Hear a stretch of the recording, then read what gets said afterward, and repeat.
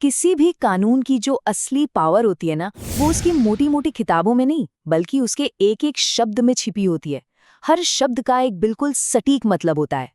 आज हम भारतीय न्याय संहिता यानी बीएनएस के कुछ ऐसे ही सबसे जरूरी शब्दों की चीरफाड़ करने वाले हैं। ये सिर्फ शब्द नहीं है, ये वो बुनियाद है जिस पर न्याय का पूरा ढांचा खड़ा होता है। चलिए एक सवाल से ही शुरू करते हैं। क्या एक ईमेल को कानूनी दस्तावेज माना जा सकता है? या फिर ये सोचिए, किसी के बारे में ऑनलाइन कुछ लिख देने से क्या उनकी प्रतिष्ठा को कानूनी तौर पर नुकसान पहुंचाया जा सकता है? बीएनएस इन सवालों के कुछ ऐसे जवाब देता है जो शायद चौंका दें। तो चलिए इन शब्दों की गहराई में उतरते हैं। तो बात यह है कि पूरा का पूरा न्याय इन्हीं परिभाषाओं पर टिका होता है। इसे समझने के लिए कानून की दो सबसे बुनियादी चीजों को देखना होगा। एक, क्या किया गया था, और दो, ऐसा करने के पीछे इरादा क्या था। हर कानूनी कहानी की शुरुआत यहीं से होती है। देखिए, कानून की नज़र में हर घटना दो तरह से शुरू होती है। पहला है कार्य, जिसका मतलब सिर्फ एक एक्शन नहीं बल्कि एक्शंस की एक पूरी सीरीज भी हो सकती है, जैसे किसी को किश्तों में धीरे धीरे जहर देना।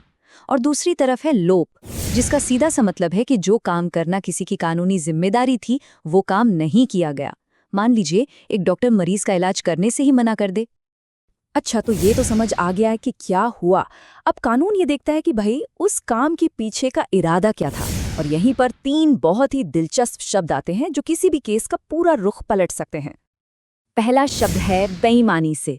इसका मतलब बड़ा सीधा सा है, किसी एक को गलत तरीके से फायदा पहुंचाना और दूसरे को गलत तरीके से नुकसान पहुंचाना। सोचिए, किसी ने नकली नोट देकर बाजार से कुछ खरीद लिया। यहाँ दुकानदार को हुआ सदोष हानि और उस इंसान को हुआ सदोष लाभ। इरादा एकदम साफ है। अगला है कपटपूर्वक। अब ये शब्द तो सीधे सीधे धोखा देने के इरादे से जुड़ा है। अगर कोई भी काम सिर्फ और सिर्फ धोखा देने की नियत से किया गया है तो उसे धोखाधड़ी ही माना जाएगा। यहाँ सबसे जरूरी चीज इरादा है। और तीसरा है सद्भावपूर्वक। ये बड़ा ही इंटरेस्टिंग है। इसका मतलब सिर्फ ये नहीं कि नियत अच्छी थी, नहीं, कानून कहता है कि वो काम पूरी सावधानी और पूरे ध्यान से किया जाना चाहिए था। मतलब अपनी तरफ से पूरी जांच पड़ताल की गई, पूरी सावधानी बरती गई और उसके बाद ही कोई कदम उठाया गया। ठीक है, तो एक्शन और इरादे की बात तो हो गई। अब देखते हैं कि कानून इस पूरी कहानी में शामिल लोगों को यानी किरदारों को कैसे देखता है। ये वो एक्टर्स हैं जो न्याय की इस कहानी को असल में आगे बढ़ाते हैं। जब हम व्यक्ति शब्द सुनते हैं तो दिमाग में एक इंसान की तस्वीर आती है ना? लेकिन कानून की दुनिया में एक कंपनी, एक एसोसिएशन या कोई ट्रस्ट भी एक व्यक्ति ही है। और इसका सीधा मतलब ये है कि उन पर भी केस चल सकता है और उन्हें भी कटघरे में खड़ा किया जा सकता है। और यहीं इसी पॉइंट पर बीएनएस एक ऐसा बदलाव लाता है जो सच में हिस्टोरिक है। पहली बार हमारे देश के कानून ने जेंडर की परिभाषा को आज के समाज की सच्चाई दिखाने के लिए अपडेट किया है। अब पुरुष और महिला के साथ साथ ट्रांसजेंडर समुदाय को भी कानून में साफ साफ जगह दी गई है।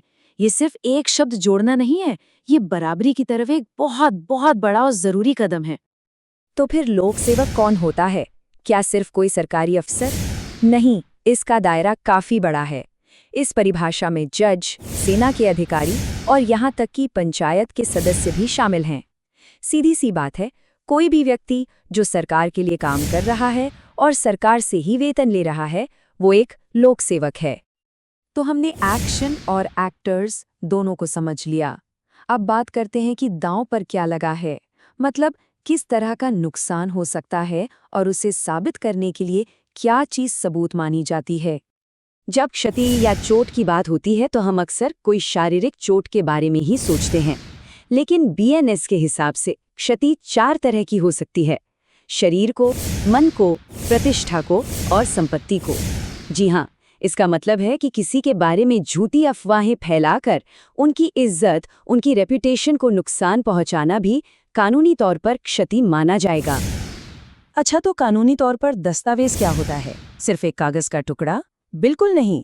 कोई भी चीज, किसी भी तरह की चीज जिस पर कुछ लिखा हो या कोई निशान बना हो और जिसे सबूत की तरह इस्तेमाल किया जा सके, वो एक दस्तावेज है। चाहे वो पत्थर पर खुदी कोई बात हो या दीवार पर लिखा कुछ भी। और यहीं पर आता है सबसे बड़ा अपडेट, जो हमारी डिजिटल दुनिया के लिए एक गेम चेंजर है। बीएनएस साफ साफ कहता है कि ईमेल, व्हाट्सएप चैट या कोई भी डिजिटल फाइल अब कानूनी तौर पर एक दस्तावेज है। ये पुराने कानून के मुकाबले एक बहुत बड़ा और जरूरी बदलाव है, जो हम सबकी जिंदगी पर असर डालता है। चलिए एक बार फिर से सदोष लाभ और सदोष हानि पर लौटते हैं। सदोष लाभ का मतलब है ऐसा फायदा कमाना जिसके कोई कानूनी तौर पर हकदार नहीं है, और सदोष हानि का मतलब है उस चीज से वंचित हो जाना जिस पर किसी का कानूनी हक था, जैसे किसी की जमीन पर अवैध कब्जा करके उसे किराए पर चढ़ा देना।